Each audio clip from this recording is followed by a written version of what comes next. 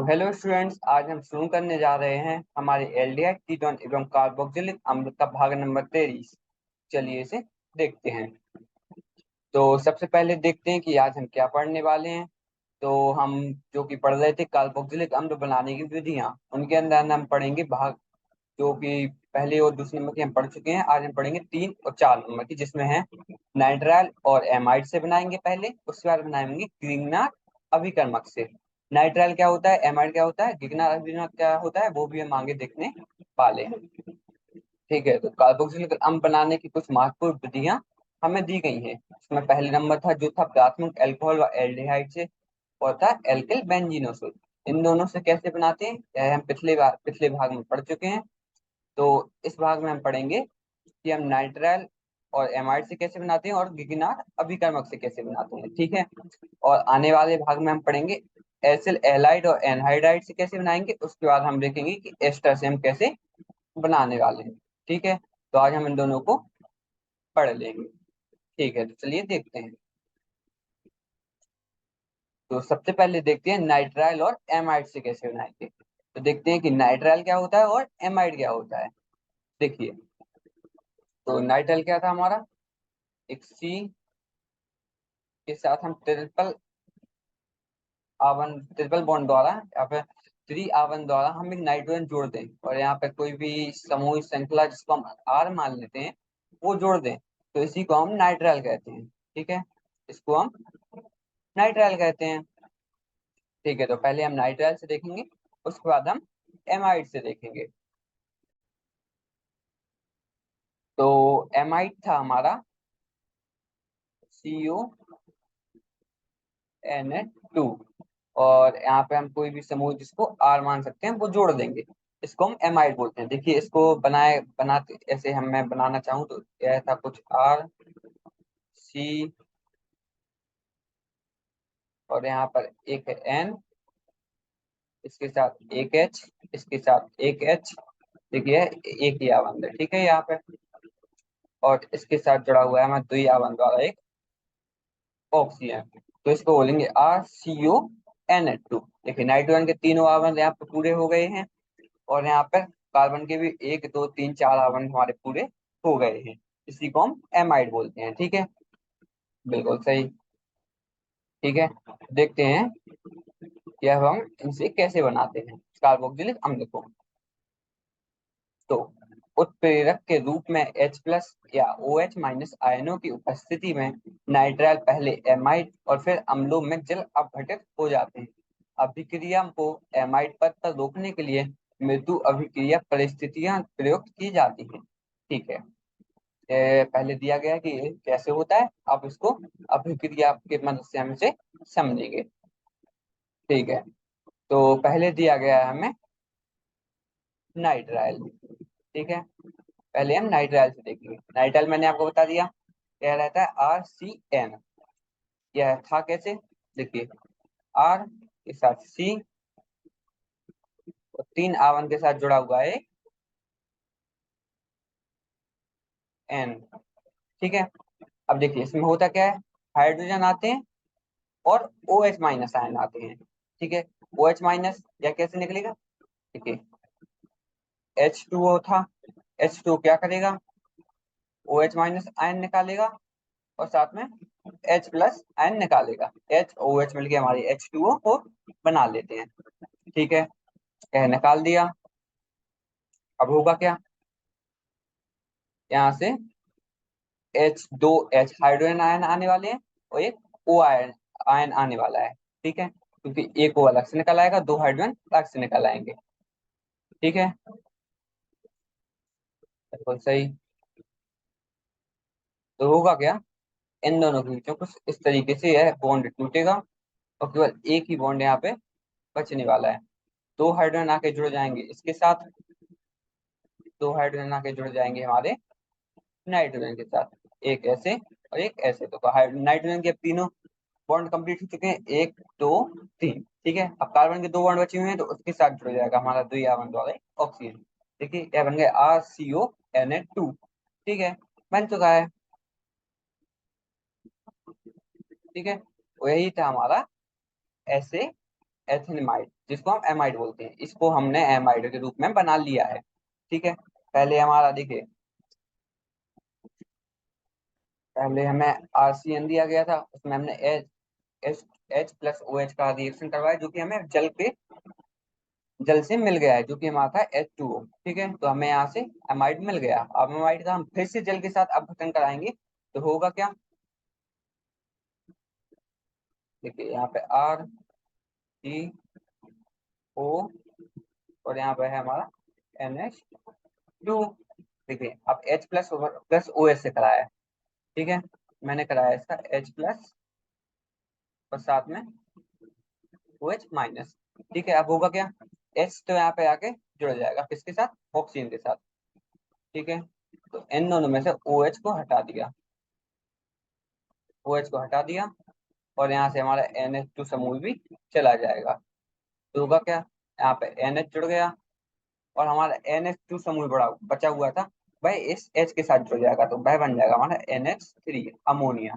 ठीक है, तो हमारा RCOOH भी बन गया और अमोनिया अलग से यहाँ पे साथ में, क्योंकि ये हमारा NH3 वो भी साथ में यहाँ से निकल जाएगा। ठीक है, तो अमोनिया यहाँ साइड से निकल गया है। अब होगा क्या, देखिए यहाँ से हमने इसकी मदद से इसको सीधे सीधे बना लिया है। अब हमें डायरेक्ट RCN की जगह सीधे सीधे अगर एमाइड दिया हो तो उससे हम कैसे बनाते हैं उसको भी हम देख लेते हैं। बस अब क्या ही करना है, अमाइड लेना है, उसका जल का अपघटन कराना है और साथ में थोड़ी सी हीट भी दे देनी है, मतलब उसको थोड़ा सा गर्म भी करना है, तो हमें डायरेक्ट एथेनॉइक अम्ल मिल जाएगा। क्योंकि देखिए ऐसा लोगों ने फर्क कहाँ पे है, पहले आर दिया गया था, आर की जगह पे लोगों ने CH3 को मान लिया है। उसमें फर्क कितना है वो भी हम देख लेते हैं। ठीक है, CH3 है, C3 है, उसके बाद C, तो यहाँ बन जुड़ा जुड़ा हुआ है हमारा O, और उसके साथ जुड़ा है हमारा NH2। होगा क्या, H3O आया, H2O, H2O यहाँ से आएगा, यहाँ से बस OH समूह आया और H समूह आया। ठीक है, H अलग से निकल गया, OH क्या करेगा, CH NH2 को हटाया, OH यहाँ पे जोड़ दिया, जो हमारा NH2 निकला था उसके साथ एक और हाइड्रोजन जुड़ गया आएगा, तो हमारा NH3 यहाँ से निकल जाएगा। तो देखिए CH3COOH हमारा यहाँ से मिल जाएगा। इसका नाम एथेनॉइक अम्ल क्यों है, क्योंकि इसमें दो कार्बन है, तो दो कार्बन की हम श्रृंखला को क्या कहते थे, एथीन, और यहाँ पे OOH का समूह है हमारे पास, तो इसको बोलेंगे एथेनॉइक अम्ल। ठीक है, यह कैसे बनता है वह भी आपको समझ में आ गया होगा। हम देखते हैं कि इसको मतलब बेंजीन में जब ऐसा हो तो उसको कैसे बनाते हैं। बिल्कुल बिल्कुल दोनों में सेम है, बस यहाँ पे फर्क कितना है, पहले हमें आर था, अब यहाँ पे बेंजीन दी गई है, फर्क कुछ नहीं आने वाला। क्या होगा, इसको मान लो, मैं फिर से आर मान लेता हूँ, आपने आर माना, सी, तो यहाँ बन रहा जुड़ा है NONH, और यहाँ पे एक और H, इसको हटाइए, OH को लगा दीजिए, इसको हटाएंगे हम, मान लो इस पूरे को मैंने हटा दिया। ठीक है, ग्रुप से ही निकाल दिया है, OH यहाँ पे लगा देंगे। ठीक है, तो यहाँ पे क्या बन गया, RCOH, आर की जगह पे हमने बेंजीन ली हुई है, तो यह हमारा आर है, इसके साथ हमारा COOH यह बन जाएगा। ठीक है, और हमारा देखिए मैंने बताया NH2 समूह निकला, NH2 क्या करेगा, NH2 प्लस H प्लस, देखिए NH2 जो समूह हमारा निकला था यहाँ से, उसके साथ H प्लस जुड़ जाएगा और बना देगा NH3, जो कि यहाँ पे बना हुआ है। ठीक है, ओके, बिल्कुल सही। ठीक है, अब हम देखते हैं गिगनार अभिकर्मक से हम कैसे बनाते हैं। ठीक है, सबसे पहले हम देखते हैं गिगनार अभिकर्मक क्या होता है और उससे कैसे बनाएंगे। तो गिगनार अभिकर्मक क्या था हमारा, वह था कुछ इस तरीके से, आर के साथ Mg, उसके साथ जुड़ा हुआ था हमारा एक्स। ठीक है, RMgX, इसी को हम गिगनार अभिकर्मक कहते थे। ठीक है, अभिकर्मक मतलब होता है रिएक्टेंट, आर, आर की जगह पे आपका कोई भी कुछ भी आ सकता है। जैसे देख लीजिए, मान लो यहाँ पे आ जाएगा CH3, यहाँ पे आ गया C2H5, या फिर आ गया C3H7, मतलब कुछ भी जोड़ दो आप, आर की जगह पे कुछ भी जोड़ सकते हो। और एम जी हमारा मैग्नीशियम है जो कि रहने ही वाला है। एक्स, एक्स की जगह पे आते हैं हमारे हेलोजेंस। हेलोजेंस क्या होते हैं? जो कि हमारा ग्रुप 17 होता है, ठीक है, ग्रुप 17 है। उसके अंदर की चीजों को हम हेलोजेंस बोलते हैं। ग्रुप 17 के अंदर क्या आता है? फ्लोरीन, क्लोरीन, ब्रोमीन, आयोडीन, एंटीमन, इन सबको हम ग्रुप 17 के एलिमेंट कहते हैं। वैसे यहाँ पे हम ज्यादातर क्लोरीन और ब्रोमीन को प्रयोग करेंगे क्योंकि भाई ज्यादातर ही उपयोग में आते हैं, तो आपको लेकिन ये ध्यान सबको रखना है, ठीक है। तो जैसे देखिए, आर एम जी से एक्स की जगह पे मैंने मान लो आर को माना CH3,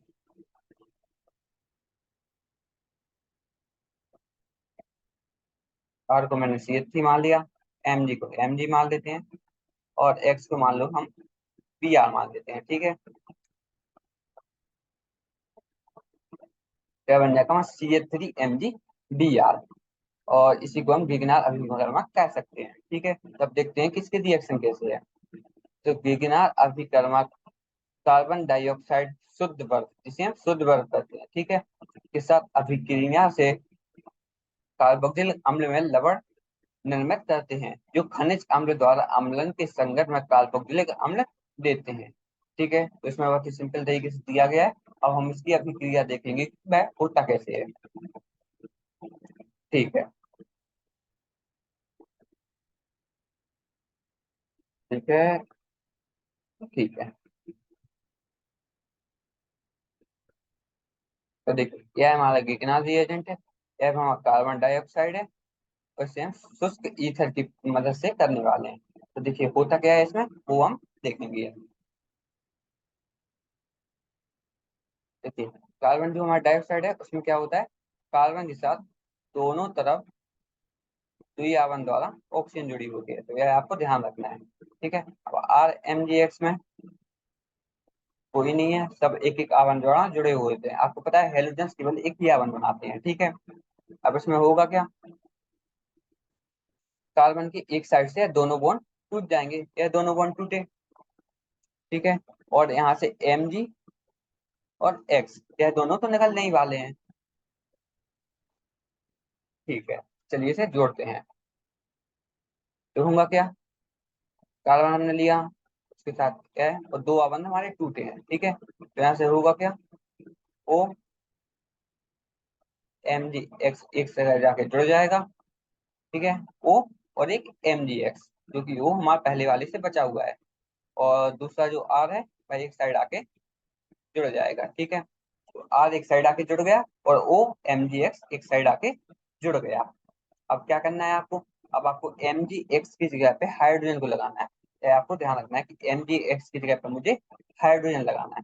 वह हम कैसे करेंगे, आपको H3O की रिएक्शन इसके साथ करानी है, तो OMgX की जगह पे क्या होगा, इसकी जगह पे आ जाएगा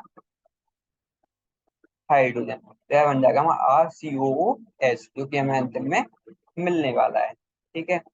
तो बस आपको इतना ही करना है कि कार्बन डाइऑक्साइड जो है हमारा, तो कार्बन डाइऑक्साइड नहीं, इसका नाम क्या है, इसका नाम देखिए पहले दिया गया था, इसका नाम है, हाँ, कार्बन डाइऑक्साइड। तो इसका CO2 को हम कार्बन डाइऑक्साइड ही तो कहते हैं, CO2, इसको हम कार्बन डाइऑक्साइड कहते हैं, ठीक है। इसका हमने RMgX जो कि वहाँ लिखना दिया गया था, इसमें आपको क्या करना है, पहले इन दोनों के बीच एक आवन तोड़ना है। एक ऑक्सीजन के साथ हमारा आर सॉरी एक ऑक्सीजन के साथ हमारा MgX चला जाएगा, तो वो बन जाएगा OMgX, ठीक है, जो उस तरीके से बन चुका है। तो ऑक्सीजन के एक आवन इसके साथ लग जाएगा और एक आवन इसके साथ लग जाएगा, तो इसके साथ दोनों आवन कंप्लीट हो चुके हैं। और एक जो कि दूसरा हमारा आर है, एक आवन इसका टूटा था, तो दूसरा आवन वो आर के साथ बना लेगा, ठीक है। तो यह बन जाएगा हमारा RCOOMgX। ऐसे हमें जल का अपघटन कराया, H3O+ लिखा है, ठीक है यहाँ पे। तो होगा क्या, भाई MgX को हटाएगा और हाइड्रोजन को यहाँ पे जोड़ देगा, ठीक है। तो हमें यहाँ से RCOOH मिल जाएगा, ठीक है। तो अंत में ध्यान रखिए, भाई क्यों हटा देता है, क्या है उसमें कि वो हटा दे, क्या होता है, ऑक्सीजन हमेशा ज्यादातर हाइड्रोजन से ही जुड़ना चाहता है, क्योंकि हाइड्रोजन के साथ जुड़ने में उसको सबको सरलता होती है। तो वह और क्या करेगा, MgH से को हटा देगा और ऑक्सीजन के साथ उसको जोड़ लेगा, सॉरी ऑक्सीजन हाइड्रोजन को जोड़ लेगा। बस यहाँ पे इतना ही होने वाला है। ठीक है, ओके। तो ठीक है, तो जैसे कि हम जानते हैं गिगनार अभिकर्मक एवं एल्किल नाइट्राइल, ठीक है, तो यहाँ पे गिगनार अभिकर्मक एल्किल नाइट्राइल की बात होती है, एल्किल एल्डिहाइडों से विकसित किए जा सकते हैं। ठीक है, बिल्कुल सही है। देखिए एक अच्छे कक्षा 12 में दिया गया है, यहाँ से आप एक बार इसे जाकर जरूर देख लीजिए अगर आपको पता ना हो तो उपरोक्त विधि है जो कि 3 और 4 है जो हम भी पढ़े हैं, एल्किल हैलाइडों के संगत में कार्बोक्सिलिक अम्लों में परिवर्तित करने में उपयोगी होती है। बिल्कुल सही, जो कि हम पढ़ चुके हैं अभी, जिनमें एल्किल हैलाइड में उपस्थित कार्बन परमाणु के कार्बन परमाणु अधिक विद्यमान होता है, जब हम छेड़ी का अवरोहण करते हैं। ठीक है, तो अवरोहण में ये हमने देख लिया है। तो बस इसमें आपको ग्रीनर अभिकर्मक से कैसे बनाते हैं, बस सीधे सीधे कार्बन डाइऑक्साइड की मदद से बन जाता है। बस आपको कार्बन डाइऑक्साइड के बॉन्ड तोड़ने हैं, द्विआवन एक ऑक्सीजन के साथ तोड़ना है, वहां पे दोनों चीजें हमें लगा देनी है, जो है R, दूसरा है हमारा MgX। एक को ऑक्सीजन के साथ लगाना है जो है हमारा OMgX। उसके साथ जब हम जल का आखिर में अपघटन कराएंगे तो RCOOH हमें मिल जाएगा। उससे पहले जो हमारा था नाइट्राइल व एमाइड से, बस आपको क्या करना है, नाइट्राइल अगर आपको दिया है उसके साथ जल अपघटन कराइए और एमाइड बना लीजिए, फिर एमाइड का फिर से जल अपघटन कराइए और RCOOH बना लीजिए। या फिर डायरेक्ट आपको एमाइड दिया हो तो बस एमाइड का एक बार जल अपघटन कराइए और हमें सीधे सीधे एसिड मिल जाएगा। यहाँ पे देखिए इसका उदाहरण भी दिया गया था जिसमें हमने जल अपघटन इसका कराया और हमें एथिनोइक अम्ल मिल गया। और देखिए साथ में इसमें भी अमोनिया निकलता है, इसमें अमोनिया निकलता है। इसमें फर्क कितना था, हमने आर की जगह यहाँ पे CH3 को मान लिया, तो अंतिम में हमें आर की जगह CH3 मिल जाएगा। या फिर हमने आर को C2H5 C3H7 कुछ भी माने तो हमें वहां पर वो भी मिल सकता है। ठीक है, ओके। तो आज हम कार्बोक्सिलिक अम्ल बनाने की विधियों के अंदर नाइट्राइल व एमाइड पढ़ चुके हैं और उसके साथ हमने गिगनर अभिकर्मक से कैसे बनाते हैं वह भी देख लिया है। तो देखते हैं कि आगे हम क्या पढ़ेंगे। तो आगे हम पढ़ने वाले हैं कार्बोक्सिलिक अम्ल बनाने की विधियां। देखिए अगले बार आने वाले भाग में 6 विधि दी गई थी, तो आने वाले भाग में केवल 2 ही विधि बचेंगी, तो उन्हें भी हम देख लेंगे। 5वीं विधि है हमारी एसिल हैलाइड और एनहाइड्राइड से, और 6ठी विधि है हमारी एस्टर से। तो इन दोनों विधियों की मदद से भी हम कार्बोक्सिलिक अम्ल को बनाएंगे। ठीक है, तो चार चार विधि तक आप पढ़ लीजिएगा। ठीक है, तो बस आज का भाग यहीं पे खत्म करते हैं, मिलते हैं अगले भाग में, तब तक के लिए धन्यवाद।